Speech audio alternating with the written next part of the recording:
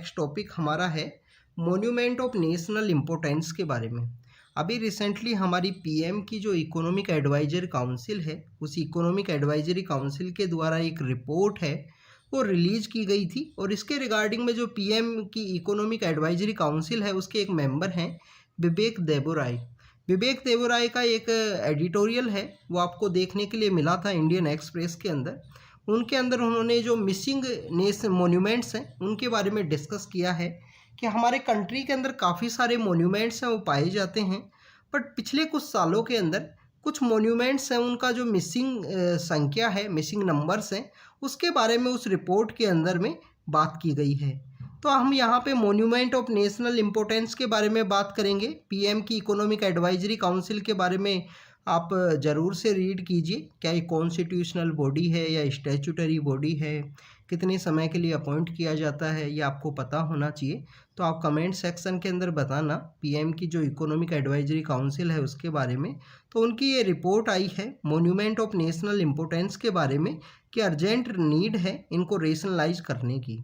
Students, हमारे country के अंदर यूनेस्को की 40 जो हेरिटेज साइट्स हैं वो पाई जाती हैं, ये आपको पता होना चाहिए।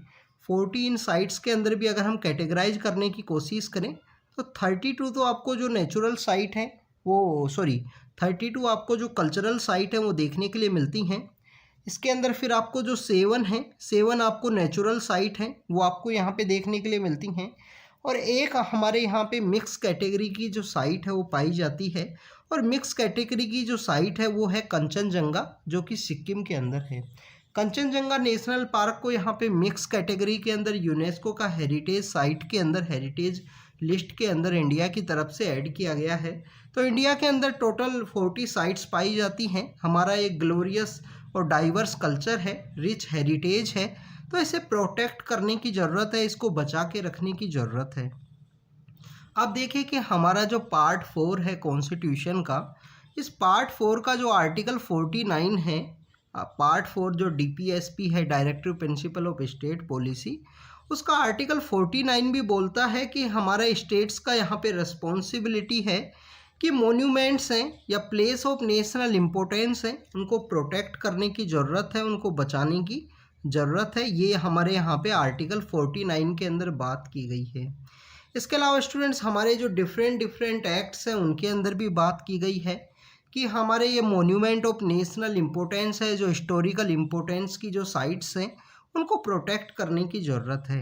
सबसे पहले आपको एक इम्पोर्टेंट इंस्टीट्यूशन के बारे में पता होना चाहिए, आर्कियोलॉजिकल सर्वे ऑफ इंडिया, जो 1861 के समय में इस्टेब्लिश किया गया था। अलेक्जेंडर कनिंगम नाम के एक पर्सन हुआ करते थे, उनके द्वारा 1861 के समय में आर्कियोलॉजिकल सर्वे ऑफ इंडिया को यहाँ पे इस्टेब्लिश किया गया। मिनिस्ट्री ऑफ कल्चर के अंडर में आता है, एक इम्पोर्टेंट इंस्टीट्यूशन है। हमारे जितने भी हिस्टोरिकल साइट्स हैं उनको प्रोटेक्ट करना, उनको यहाँ पे बचा के रखना, उनको किस तरीके से रीस्टोर करना है, ये सभी एक्टिविटीज़ यहाँ पे आर्कियोलॉजिकल सर्वे ऑफ इंडिया के द्वारा कैरी आउट की जाती हैं। हमारी जितनी भी इम्पोर्टेंट आर्कियोलॉजिकल साइट्स हैं उन सभी को ये वो जो सभी साइट्स हैं वो आर्कियोलॉजिकल सर्वे ऑफ इंडिया के अंडर में ही आती हैं। तो ये भी आपको पता होना चाहिए। हमारी जो एंशिएंट साइट्स हैं, एंशिएंट मोन्यूमेंट्स हैं, उनको बचाने के लिए हमारी गवर्नमेंट के द्वारा 1958 के समय में एक कानून है वो लाया गया था। कानून बेसिकली ये था कि ancient monument and archaeological sites remains act है 1958 का। तो ancient monument and archaeological sites remains act 1958 का ये जो एक्ट है, इस एक्ट के अंदर इंडिया की जो हिस्टोरिकल एंड आर्कियोलॉजिकल साइट्स हैं उनको प्रिजर्व करने की बात की गई है, उनको बचा के रखने की बात की गई है।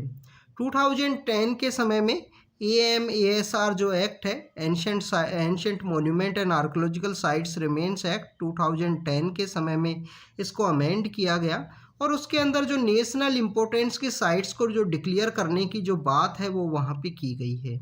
अब यहाँ पे 2 कैटेगरी के अंदर इन साइट्स को यहाँ पे डेजिग्नेट किया जाता है। तो इनको बेसिकली जो सेक्शन 3 है ancient monument and archaeological sites remains act का, या section 126 of state reorganisation act, वो नेशनल इम्पोर्टेंट की जो साइट्स है उनको डीम करता है, उनको यहाँ पे डेजिग्नेट करता है। इसी एक्ट का सेक्शन 4 के थ्रू सेंट्रल गवर्नमेंट के द्वारा अगर किसी site monument of national importance के रूप में डिक्लेयर किया जाता है, नेशनल इम्पोर्टेंस के रूप में डिक्लेयर किया जाता है, तो उनका जो डिक्लेरेशन है वो सेक्शन 4 के अंदर ancient monuments and archaeological sites remains act 1958 के अंडर में देखने के लिए मिलता है। इसी एक्ट के थ्रू हमारी जो साइट्स हैं उनको यहाँ पे प्रोटेक्ट करने के लिए किसी भी एक साइट के 100 मीटर का जो रेडियस का एरिया है उसका वहाँ पे कैसी भी जो कंस्ट्रक्शन की एक्टिविटी हैं उनको प्रोहिबिट किया गया है, उनको यहाँ पे बिल्कुल मना किया गया है कि वो कंस्ट्रक्शन की एक्टिविटी नहीं कैरी आउट की जा सके। फिर 200 मीटर का जो एरिया है उसके अंदर रेगुलेट किया गया है, एक बफर जोन है वो 200 के एरिया के अंदर क्रिएट किया गया है। तो इस तरीके से हमारे जो ancient monument and archaeological sites हैं उनको यहाँ पे प्रोटेक्ट करने की ज़रूरत है कि वहाँ पे इन्वायरमेंटल डैमेज ना हो, उनको प्रोटेक्ट किया जा सके, उनको सिक्योर किया जा सके। इस तरीके से जो कंस्ट्रक्शन की एक्टिविटी हैं वो भी यहाँ पे रेगुलेट की गई हैं और प्रोहिबिट की गई हैं 100 मीटर के एरिया के अंदर में। अभी रिसेंटली हमारी गवर्नमेंट के द्वारा काफ़ी सारे ऐसे जो मिशंस हैं, काफ़ी सारी ऐसी जो स्कीम हैं वो चलाई गई हैं। जैसे अडोप्ट ए हेरिटेज नाम की एक स्कीम हुआ करती है जिसके अंदर हमारे जो हेरिटेज साइट्स हैं उनको मोर पार्टिसिपेटिव वे के अंदर प्रोटेक्ट करने की बात की गई है।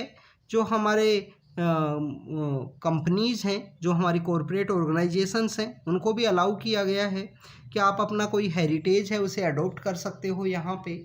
तो adopt a heritage ministry of culture and ministry of tourism का एक कोऑपरेशन हमको देखने के लिए मिलता है।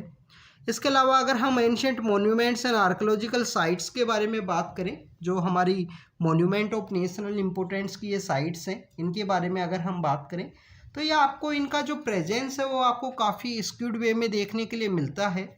क्योंकि आपको दिल्ली के अंदर जो ancient monument and archaeological sites है उनकी जो संख्या है वो आपको ज़्यादा देखने के लिए मिलेगी। बट अगर हम बात करें जो सदर्न इंडिया की कुछ जगह हैं, जैसे तेलंगाना है, तेलंगाना के अंदर ओनली 80 ऐसी मॉन्यूमेंट ऑफ नेशनल इम्पोर्टेंट की जो साइट हैं वो आपको देखने के लिए मिलती हैं। उसके बिहाइंड में कुछ रीज़न ये भी हैं कि आप देखें कि जो पावर सेंटर है वो दिल्ली की लोकेशन ही रही है हमेशा, चाहे दिल्ली सल्तनत का समय हो या उसके बाद में मुग़ल एम्पायर का समय हो। तो ये उसके बिहाइंड का रीज़न ये भी है। 60% के आसपास जो हमारी मॉन्यूमेंट ऑफ नेशनल इम्पोर्टेंस की जो साइट्स हैं वो आपको उत्तर प्रदेश, कर्नाटक, तमिलनाडु, मध्य प्रदेश एंड महाराष्ट्र के रीजन के अंदर आपको देखने के लिए मिलती हैं। तो स्टूडेंट्स ये बेसिकली कुछ यहाँ पे कुछ फैक्ट्स थे जो मॉन्यूमेंट ऑफ नेशनल इम्पोर्टेंस है उनके बारे में हमने बात की। हमको यहाँ पे जो वर्ल्ड हेरिटेज जो साइट्स हैं, जो यूनेस्को की जो गाइडलाइन है, तो यूनेस्को की जो गाइडलाइन है उनके अकॉर्डिंग इनको प्रोटेक्ट करने का इम्पोर्टेंस है, इनको प्रोटेक्ट करने की ज़रूरत है। इसके अलावा स्टूडेंट्स हमारी जो कैग की जो रिपोर्ट है वो भी बताती है कि 92 के आसपास जो मॉन्यूमेंट्स हैं वो मिसिंग हैं इंडिया के अंदर। 12 के आसपास कुछ ऐसे मॉन्यूमेंट्स हैं जो सबमर्ज हो चुके हैं, जो किसी भी एक मॉन्यूमेंट्स के पाए जाने वाले पास में जो रिजर्वोयर है या डैम है वहाँ पे जो सबमर्जेंस हैं वो देखने के लिए मिलता है। 12 ऐसे मॉन्यूमेंट्स हैं, 14 ऐसे मॉन्यूमेंट्स हैं जो आपको अर्बनाइजेशन की वजह से जो इफ़ेक्ट है वो देखने के लिए मिलता है।